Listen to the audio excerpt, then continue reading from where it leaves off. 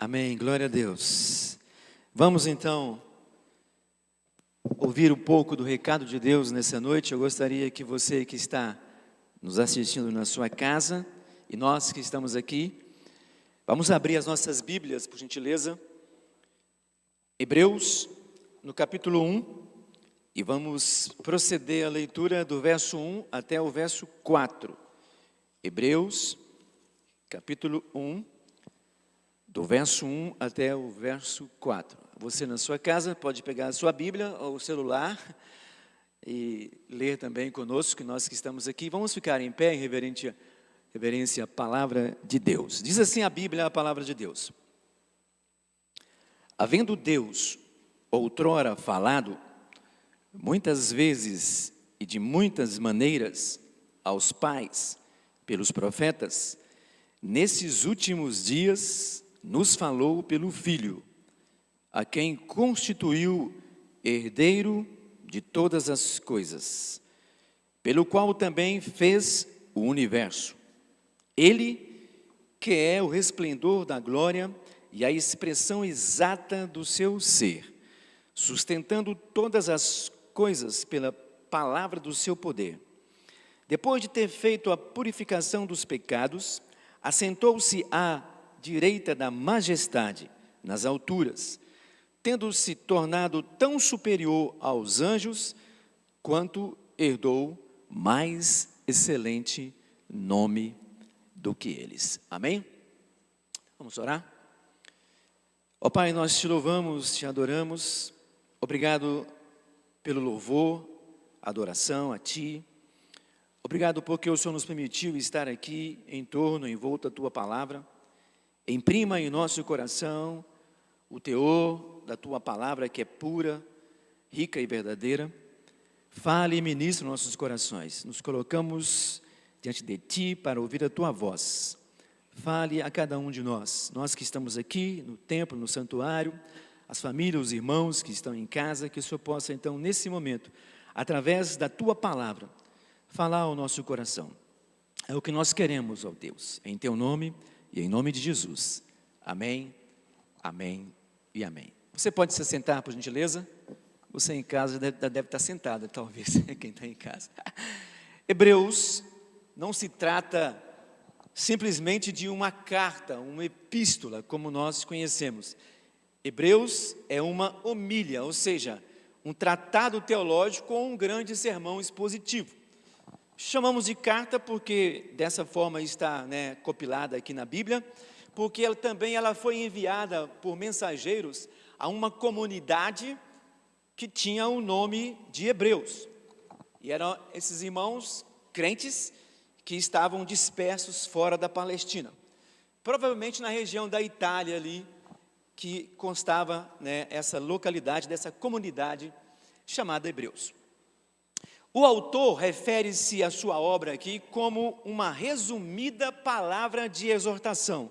Capítulo 13, 22, depois você pode ler, ele vai falar sobre isso. Ou seja, traduzindo, um sermão expositivo de forma escrita.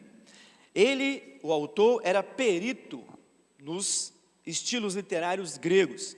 Profundo conhecedor do Antigo Testamento, chegou à fé não através de um contato direto com Cristo, mas sim através da pregação dos apóstolos. E além disso, tem um lado de amizade, um lado de família com Timóteo. Se você leu 13, 23, você vai ver que o autor cita Timóteo. Mas nós não temos o nome do autor, quem escreveu a carta, o livro, esse tratado teológico. Quem escreveu? Hebreus. A teologia expositiva da carta dá uma aparência e identidade a que Paulo escreve, todos os escritos de Paulo. Mas Calvino observou que esta carta, ou que a carta difere muito do estilo de Paulo, do método, do ensino desse apóstolo, e aqui também a inclusão direta de quem escreveu, sendo um discípulo dos apóstolos. Se você depois ler com mais cuidado o verso 3 do capítulo 2. Bem, como é uma carta, como é uma epístola, a carta deveria constar o nome de um autor. E aí surgiram algumas proposta. Algumas pessoas começaram a falar. Tertuliano disse que poderia ser de Barnabé, um judeu, um levita, né, dentro dessa dispensação da Judéia aqui, judaica. Outras sugestões são provavelmente atribuídas a Lucas, o médico, talvez pela riqueza da carta. Clemente de Roma também era um dos possíveis autores. Até Lutero falou que poderia ser Apolo, um judeu, né? Apolo era um judeu de Alexandria, era uma pessoa versada, eloquente, sabia muito bem, né, o poder das Escrituras. Atos, capítulo 18, verso 24, registra isso.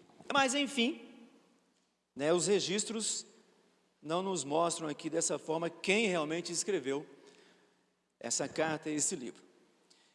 No ano que vem, 2023, no dia 3 a 6 de outubro, a editora Fiel tem um congresso com o tema, né, Fiel para Pastores e Líderes 2023, e vai falar sobre a supremacia de Cristo em Hebreus. E é esse tema que eu quero trazer com os irmãos, a supremacia de Cristo em Hebreus. Em 3 pontos, aqui eu gostaria de destacar com os irmãos, e gostaria que você nos acompanhasse nesse enfoque, né? O estilo, então, literário aqui do livro da carta, desse grande sermão teológico de Hebreus, é um enfoque especial, essencial, direcionado a Cristo como sumo sacerdote. Trata de uma exposição bíblica de todo o cumprimento de Jesus com relação ao templo, o santuário, os sacrifícios, né, o sacerdócio dele estabelecido, então, dentro da antiga ordem da aliança da lei de Moisés. Sabemos que uma construção pessoal, na minha e na sua perspectiva cristã, é de viver de modo sacrificial. E aqui em Hebreus você vai ver Cristo vivendo dessa forma, se doando para o sacrifício eficaz. E nessa lógica, então, deveria ser a minha e a sua atitude, sempre sacrificando no serviço do Senhor. Hebreus nos dá uma vitaminada musculatura teológica, onde Jesus é o sumo sacerdote, completamente diferente de todos os outros ofícios que nós conhecemos no Antigo Testamento.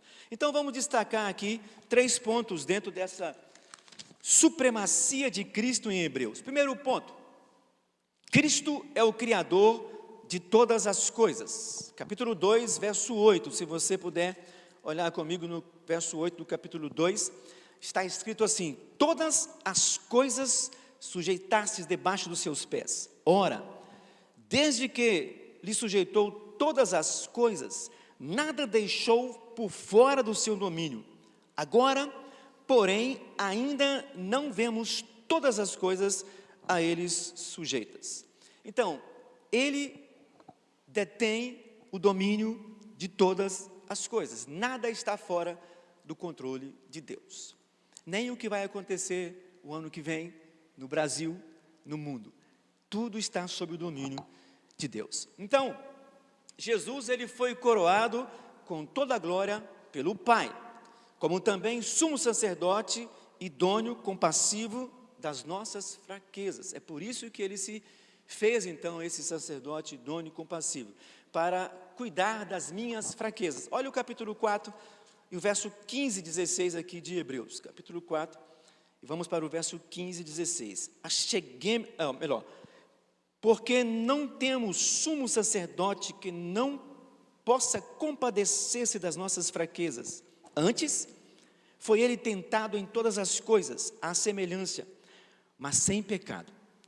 Acheguemo-nos, portanto, confiadamente, junto ao trono da graça, a fim de recebermos misericórdia e acharmos graça para o socorro em ocasião oportuna. Então, Jesus é que compadece das minhas débeis fraquezas e necessidades. Ele se compadece de mim. Ele me habilita em minhas, mais profundas fraquezas. Porque nós não temos um sumo sacerdote que não possa se compadecer. Ele não esquece da sua dor, ele não esquece das suas fraquezas. Por isso nós temos que nos achegar confiadamente, porque ele vai suprir, ele vai sustentar, ele vai socorrer, em ocasião oportuna. Voltando um pouco para o Velho Testamento, o Salmo 8 descreve o glorioso status do homem como cabeça da criação. Porém, fica evidente que esse homem Por mais conhecedor que seja da natureza, por mais íntimo com Deus, jamais está totalmente longe de qualquer estrutura ou de desfrutar a posição de glória de Cristo. Ninguém, nenhum ser humano tem o lugar da primazia da glória do Filho de Deus. A glória que é cabível simplesmente ao Filho de Deus, Cristo. No verso 9 que nós lemos lá nesse salmo, você vai ver, temos a exata revelação aqui. Se você voltar um pouquinho onde eu li no verso 9, fala assim: vemos todavia aquele.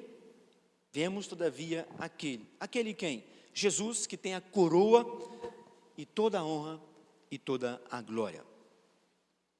O segundo ponto que eu quero abordar dentro desse tema, a supremacia de Cristo em Hebreus, nos traz o seguinte: Cristo é maior em honra do que os mediadores, o santuário, ou seja, o templo, os sacrifícios da velha aliança, da velha ordem. Capítulo 3, por favor, o verso 3. Jesus, todavia, tendo sido considerado digno de tanto maior glória do que Moisés, quanto maior honra do que a casa, tem aquele que a estabeleceu. Ele é superior ao templo, ele é superior à casa, à lei, à velha ordem, aos mediadores como Moisés e outros mais. Toda a honra, toda a glória a ele, o Filho de Deus. Jesus, todavia, tendo sido considerado digno de tanto maior glória do que Moisés, o mediador, quanto maior honra do que a casa, o santuário, e aquele que estabeleceu essa casa. Ou seja, traduzindo para mim, nesse segundo ponto e para você, Jesus, ele foi, ao mesmo tempo, Jesus foi o sacerdote e a vítima perfeita, a vítima aprovada por Deus. É o único sacerdote que é sacerdote e que é vítima voluntariamente, foi assim. A vítima perfeita para o sacrifício de forma eficaz. Eu e você conhecemos a Bíblia e sabemos que todo ritual de sacrifício, no contexto do tabernáculo, nenhuma vítima daqueles animais eram voluntárias, elas eram forçadas, levadas para a transferência, do pecado do pecador e depois ser imolada. Jesus, ele se deu, ele se entregou. Em obediência, ele não abriu a sua boca. Por isso, coroa de glória e honra totalmente, plenamente para Jesus, o Filho de Deus. E terceiro e último ponto que eu quero abordar com os irmãos dentro da supremacia de Cristo em Hebreus, é aquele que sustenta e preserva o seu povo em esperança. É aquele que sustenta e preserva o seu povo em esperança. Olha o capítulo 8, vamos lá, de Hebreus, o verso 6 até o 10. Capítulo 8, do 6 até o 10. Agora, com efeito, obteve Jesus ministério tanto mais excelente, quanto é ele também mediador da superior aliança instituída com base em superiores promessas. Porque se aquela primeira aliança tivesse sido sem defeito, de maneira alguma estaria sendo buscada lugar para a segunda, o Cristo que é perfeito. E de fato, repreendendo-os, disse: eis aí vem dias, diz o Senhor, que firmarei nova aliança com a casa de Israel e com a casa de Judá. Verso 9. Não segundo a aliança que fiz com seus pais. Por isso nós lemos no início, Deus outrora falou com os pais. No dia em que os tomei pela mão, para os conduzir até fora da terra do Egito, pois eles não continuaram na minha aliança, e eu não atentei para eles, diz o Senhor. Deus é um Deus de promessa para mim e para você, é um Deus de pacto de uma nova aliança. Ou seja, Cristo, na sua supremacia, é aquele que sustenta a minha fé, a minha vida e me dá esperança. Muitos de nós ficamos sem esperança para o ano que vem, com toda a turbulência que está acontecendo no cenário do Brasil com relação a um novo momento. Mas Cristo é quem sustenta a mim e a minha fé. Cristo é quem sustenta e preserva a igreja nas promessas primeiras que Ele fez e na aliança eficaz nele encerrada. Sendo Ele o Cristo vivo e digno de toda adoração, culto e louvor. E embora a vida cristã seja a marca principal de sofrimentos, se eu vou perguntar para vocês, e olhando para mim, a nossa vida cristã é vida de sofrimento. Nem tudo é mar de rosa. Muito mais do que qualquer triunfo. A nossa esperança, mesmo em meio ao sofrimento, a nossa esperança é segura, é posicional. O nosso ânimo deve ser livre desse desespero, desse afã. O que vai acontecer? Como é que vai ser depois? E se você olhar para 1 de João, capítulo 4, verso 18. Ora, o medo produz tormento. Logo, aquele que teme não é aperfeiçoado no amor. Se nós somos aperfeiçoados em Cristo, que é a tradução exata de Deus de amor, nós temos que então não temer. Somos amados, somos cuidados, temos esperança e a promessa nele. Pois Cristo é a garantia desse essencial vínculo de aliança, porque nos liga, nos dá esse pacto inseparavelmente de Deus na sua graça. Olha bem o capítulo 9, o verso 11 e o verso 12. Já caminhando aqui para fecharmos. Capítulo 9, verso 11 e o verso 12, diz assim: Quando, porém, veio Cristo como sumo sacerdote dos bens já realizados, mediante maior e mais perfeito tabernáculo, não feito por mãos, quer dizer, não desta criação, não por meio de sangue de bodes e bezerros, mas pelo seu próprio sangue, entrou no Santo dos Santos, e uma vez por todas, tendo obtido eterna redenção. O sacrifício de Cristo na sua supremacia não se repete, já foi feito de uma vez por toda. Não tem como mais Ele morrer, não tem como mais Ele derramar o seu sangue, porque sendo supremo em Deus, foi eficaz, fez de uma vez por toda, tendo obtido a eterna redenção, para mim, para você, para a igreja, redimidos. Ainda no verso 9, um segundo subponto dentro desse terceiro ponto aqui, o verso 24, verso 28, ainda no capítulo 9. Porque Cristo não entrou em santuário feito por mãos, figura do verdadeiro, porém no mesmo céu, para comparecer agora por nós diante de Deus, nem ainda para se oferecer a si mesmo muitas vezes como sumo sacerdote, cada ano no Santo do Santo, com sangue alheio. Ou seja, o sacrifício de Cristo é eficaz para todos sempre, não precisa mais Ele entrar, fazer de novo todo o ritual, já fez de uma vez por toda. Ora, nesse caso, talvez seria necessário que Ele tivesse sofrido muitas vezes, desde a fundação do mundo. Agora, porém, cumpriu dentro do tempo, no limite do tempo, se manifestou uma vez por todas, para aniquilar o sacrifício em si mesmo, o nosso pecado. Ainda um terceiro subponto dentro desse terceiro ponto, capítulo 10 agora, o verso 11 e o verso 12 de Hebreus. Capítulo 10, por gentileza, o verso 11 e o 12 de Hebreus. Ora, todo sacerdote se apresenta dia após dia. Aqui está falando do contexto da realidade, da figura ou daquele exercício no Antigo Testamento. Todo sacerdote se apresenta dia após dia a exercer o serviço sagrado e a oferecer muitas vezes o mesmo sacrifício, que nunca jamais podem remover pecados. Jesus, porém, tendo oferecido para sempre um único sacrifício pelos pecados, assentou-se à destra de Deus. Os antigos sacrifícios eram humanos e transitórios. Todo sacerdote entrava dia após dia, fazia aquele ritual para que pudesse então satisfazer diante de Deus, aplacar a sua ira. Porém, Jesus, tendo oferecido para sempre um único sacrifício eficaz pelos nossos pecados, tomou o seu lugar de honra, sentou-se na sua supremacia à destra de Deus Pai. E agora, então, o último subponto dentro do ponto 3. Capítulo 10, verso 14, seguindo aí, nós paramos, né, no 12, o 14 até o 18. Porque com uma única oferta, aperfeiçoou para sempre quantos estão sendo santificados. 15.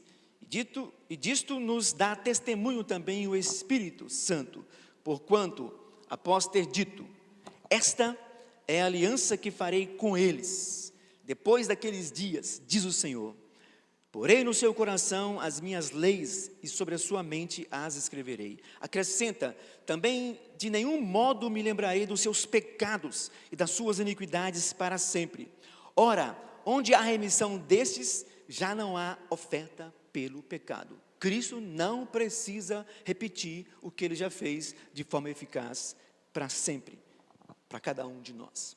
Finalizando então, um texto clássico que nós cantamos sempre aqui na igreja, em Colossenses capítulo 1, verso 16. Vamos terminar aqui. Pois nele, Cristo, foram criadas todas as coisas, nos céus e na terra, as visíveis e invisíveis, sejam tronos, sejam soberanias, quer principados, quer potestades, tudo foi criado por meio dele e para ele tudo se fez. Comprovando então, Cristo é o agente ativo e também o fim de toda a criação. Tudo nele, para sempre e eternamente, para ele. Ele é o Senhor de tudo quanto existe, inclusive da hierarquia angelical, de todas as potestades, principados, soberanias, ele é superior. Resumindo, a supremacia do Filho de Deus foi manifestada logo lá no início da história, nos primórdios, porque nele foram criadas todas as coisas, e será manifestada futuramente, astronomicamente, na consumação da história, pois tudo foi criado para ele, é o que nós vemos aqui no 16 do Colossenses capítulo 1, tudo foi feito por ele, e tudo será para ele na sua eternidade, pois nele foram criadas todas as coisas, no céu e sobre a terra, as visíveis e as invisíveis, sejam tronos, sejam soberanias, principados e potestades, ou seja, tudo foi criado por meio dele na sua supremacia e para ele. Eu quero terminar, o Christian, ele foi muito abençoado aí, preparando o louvor de domingo, ele está usando uma canção que fala sobre sinceridade. Eu venho como estou. E nessa canção da IPB Alfa, nesse clipe que nós estamos ouvindo que ele mandou, tem uma palavra, um áudio ali, uma gravação do reverendo Hernandes Dias Lopes. Ele fala sobre isso. E eu quero terminar com isso para que você possa entender, né, a astronômica grandeza dessa supremacia de Cristo.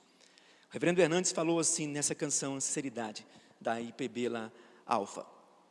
Este é aquele que no princípio criou todas as coisas, que todas as coisas foram feitas por intermédio dele. Sem ele, nada do que foi feito se fez. Ele é aquele que sustenta todas as coisas pela palavra do seu poder. Quem é este? Este é aquele que na plenitude dos tempos nasceu de mulher, nasceu sob a lei para ser o nosso Redentor. Quem é este? Este é o Verbo eterno, o Verbo pessoal, o Verbo divino, que se fez carne e habitou entre nós, cheio de graça e de verdade. Quem é este? Este é o autor da vida, este é o criador do mundo, este é o pão da vida, a luz do mundo, a porta de tão grande salvação, o bom pastor, a ressurreição e a vida. Este é a videira verdadeira. Quem é este? Este é aquele que por amor de nós não levou em conta a vergonha da cruz, pela alegria que lhe estava proposta de ser o nosso Redentor. Este é o Cordeiro que foi morto para que tivéssemos vida nele. Foi morto, mas vive pelo século dos séculos. Amém. Vamos ficar em pé, vamos orar. Que Deus abençoe a cada um de nós nessa noite, você também que está nos ouvindo em casa. Leia Hebreus, é um grande tratado teológico, muito rico, e que revela essa supremacia de Cristo, e nos dá essa convicção de que somos filhos de Deus, herdeiros com Cristo, e não somos filhos de qualquer outro, a não ser do próprio Deus soberano. Ó Pai, louvado seja o Teu nome. Obrigado pela Tua palavra viva e eficaz. Imprima em nosso coração o Teu da mesma. Que o nosso coração possa cada manhã, cada dia ser movido, motivado pela supremacia encerrada em Jesus Cristo, Teu Filho, o herdeiro de todas as coisas.